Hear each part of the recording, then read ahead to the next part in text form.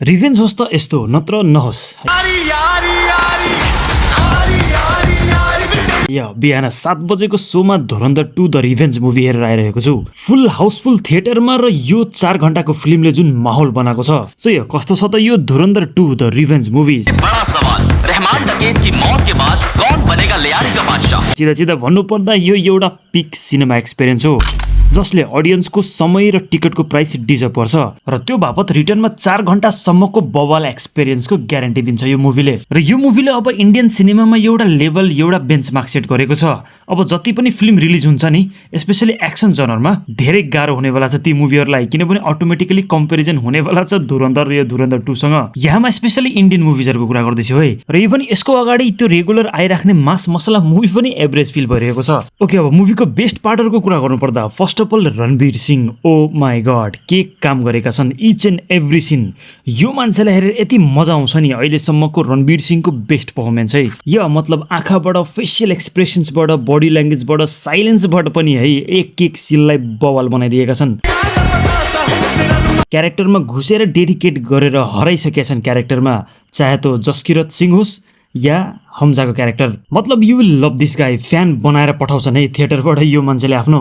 र कहिलेकाहीँ सरप्राइजिङ पनि फिल हुन्छ जुन फिल्म भन्दा बाहिर जुन रियल लाइफमा रणवीर सिंहको जुन हरकत हेर्नुहुन्छ नि सोसियल मिडियाहरूमा, र एउटा सकिङ फ्याक्टर पनि लाग्छ कि ओके फिल्ममा यही मान्छे हो र। तर फिल्ममा चाहिँ एक्टिङमा कसैले क्वेसन गर्न सक्दैन र धुरन्धरमा त अझै बेस्ट छ। र एक्टिङ मात्रै होइन रणवीर सिंहको एक्सन सिक्वेन्सेसमा जुन लेभलको पर्फर्मेन्स दिएका छन्, ओहो मुभीको स्टार्टिङमा एउटा फाइट सिन छ जहाँ रणवीर सिंहको क्यारेक्टर जुन जस्किरत छ एउटा घरमा आफ्नो बदला लिन आफ्नो बहिनीलाई बचाउन जान्छन्। एउटा मिलिट्री ट्रेन्ड मान्छेले आफूलाई कसरी क्यारी गर्छन्, गन ट्याक्टिक्सहरूको प्रयोग, वेपन्सहरूको प्रयोग, जुन एक्सन लेभल हेराइएको छ नि मजा आइहाल्छ। लाइक तपाईँको टिकटको पैसा त त्यो फर्स्टको 10-15 मिनटमै वसुल भइहाल्छ। र आफ्नो फ्यामिलीसँग केही गलत हुँदा रणवीर सिंहले जुन एग्रेसन हेराएको छ नि त्यो फर्स्टको लाइक एउटा सिन छ त्यहाँ। एउटा लास्टको सिन छ जहाँ रणवीर सिंहको क्यारेक्टर पगडीमा आउँछ, ब्याकग्राउन्डमा अरिजित सिंहको गीत चलिरहेको हुन्छ, सिनेमाटोग्राफी हेर्नुपर्छ र त्यसमा रणवीर सिंहको पर्फर्मेन्स मतलब रुवाउन काफी छ त्यो सिन। या त्यही भन्छु कि रणवीर सिंहले आफूलाई पुरै क्यारेक्टरमा समर्पित गरिदिएका छन् and you will just love him. Next मुभीको action sequences. धुरन्धर first part त एउटा सानो भाग मात्रै थियो, मेन माल चाहिँ यहाँ छ भोइलेन्सको खतरा तरिकाको प्रयोग। या मतलब यस्तो यस्तो चिज हेर्न मिल्छ मुभीमा दुनियाँमा भन्न पनि सक्दिनँ। त्यसै गरी ह्यान्ड टु ह्यान्ड कम्ब्याट सिन्सहरू, वेपन्सहरूको प्रयोग, गन्सको बम्सहरूको सायदै अरू इन्डियन फिल्म्समा यति मजाले युज गरिएको छ। यो फर्स्टकै एक्सन सिक्वेन्स जुन अघि मैले कुरा गरेको छु 10-15 मिनटसम्म चल्छ, काफी छ तपाईँको पैसा वसुल गर्न। इभन क्लाइमेक्सको एक्सन सिक्वेन्स पनि पिक छ है। त्यसै गरी राइटिङ र डिरेक्सन आदित्य धरको। यहाँ धुरन्धरमा जुन धर छ नि त्यो उहाँकै हो।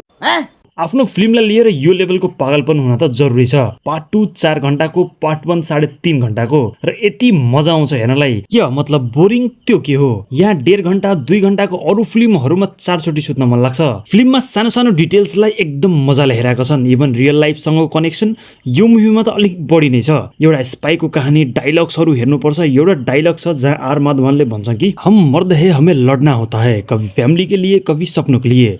त्यसै गरी बीजीएमहरू हेर्नुपर्छ। सिन्सहरूमा म्यासिभ गीतहरूको प्रयोग, पुरानो 80s 90s को गीतहरू या इभन हलिउडका गीतहरू पनि बजिरहेका हुन्छन्। र सङ्ग्सहरू सँगै सिन्सहरू र एक्सन सिक्वेन्सेस हेर्नुको जुन आनन्द छ यो मतलब फिल्मका राइटर डाइरेक्टर आदित्य धरको लागि यो त बन्छ। त्यसै गरी मुभीमा ट्विस्ट या इन्टरभलभन्दा अगाडि 2 ट्विस्ट आउँछ र त्यसले तपाईँलाई अब के हुन्छ भन्ने खालको मोमेन्टमा छोडेर जान्छ। र क्लाइमेक्सको यो राकेश बेदीवाला जुन क्यारेक्टर छ यो सँगको ट्विस्ट एकदम बवाल छ है, सिटी बजाउन मन लाग्छ त्यहाँ। र त्यसै गरी आर माधवन, सञ्जय दत्त, इभन अरू पनि जति पनि एक्टर एक्ट्रेसेस छ नि मुभीमा मतलब क्या क्यारेक्टर क्या रोल प्ले गरेका छन्।